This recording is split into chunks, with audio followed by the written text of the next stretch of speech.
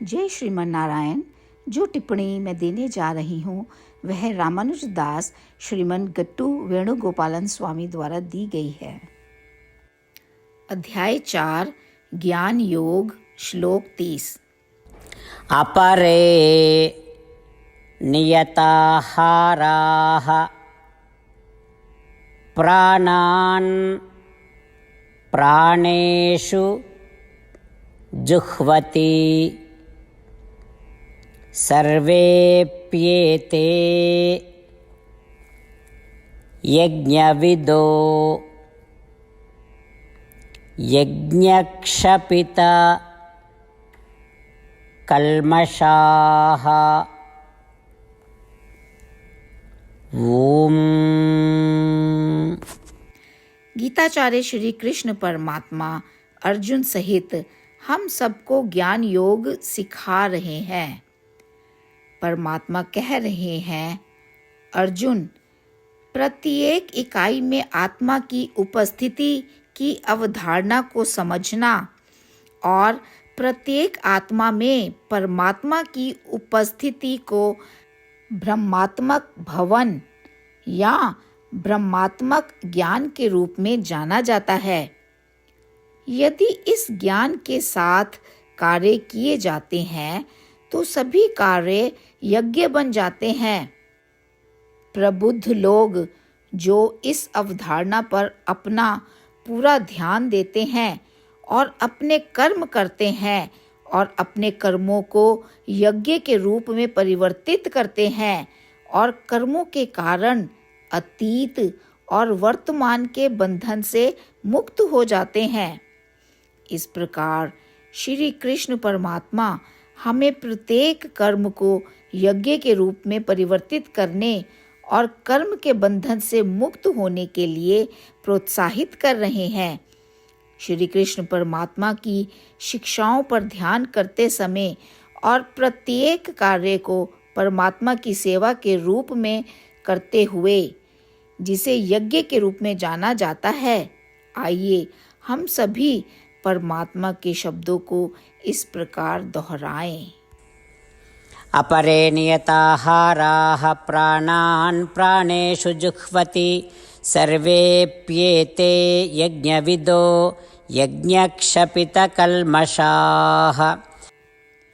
श्रीमद् भगवद गीता का संपूर्ण सार श्री कृष्ण परमात्मा द्वारा अध्याय 18 के श्लोक 65 से 70 में 8 कार्य करने के लिए दिया गया है।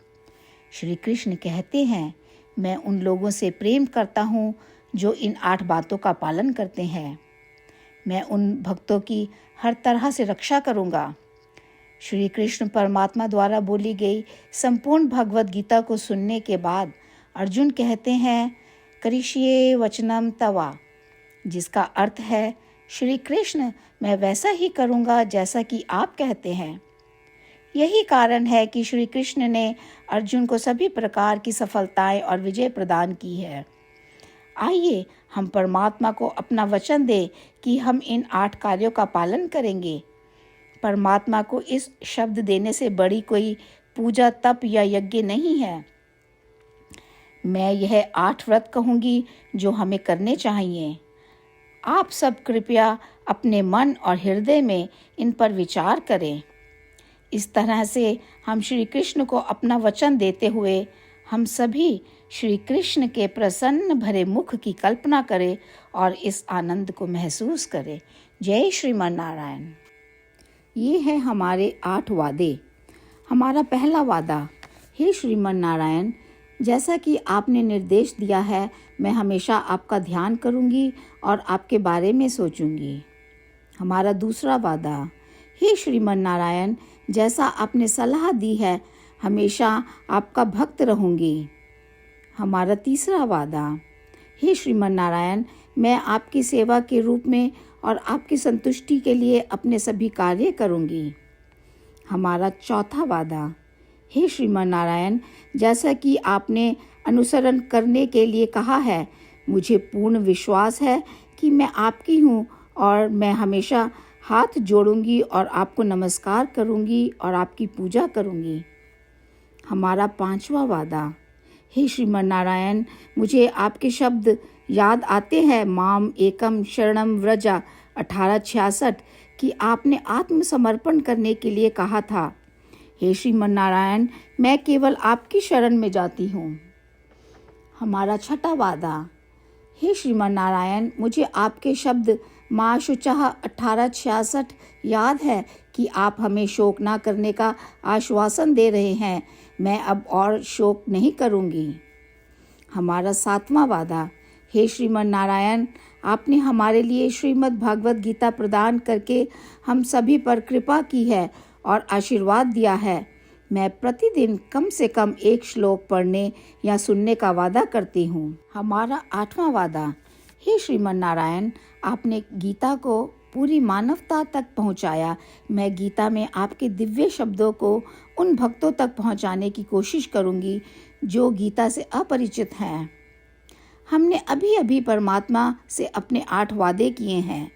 श्रीमन नारायण को हर दिन यह वचन देना कि हम वही करेंगे जो वे स्वयं कहते हैं, अपने आप में एक महान पूजा है। आइए हम अपने अडिग विश्वास के साथ उन्हें अपना वादा दें। हे श्रीमन नारायण, जैसा आप कहते हैं मैं वैसा ही करूँगी। जैसा आप चाहते हैं मैं वैसा व्यवहार करूँगी और केवल आपके लिए काम करूँगी। श्रीमन नारायण करिष्ये वचनम तवा, जिसका अर्थ है, श्रीमन नारायण, मैं आपके निर्देशों के अनुसार कार्य करूँगी। सर्वम श्री कृष्णा अर्पणमस्तु। जय श्रीमन नारायण। अपरे नियताहाराः प्राणान् प्राणेषु जुह्वति सर्वेप्येते यज्ञविदो यज्ञक्षपित कल्मषाः। ॐ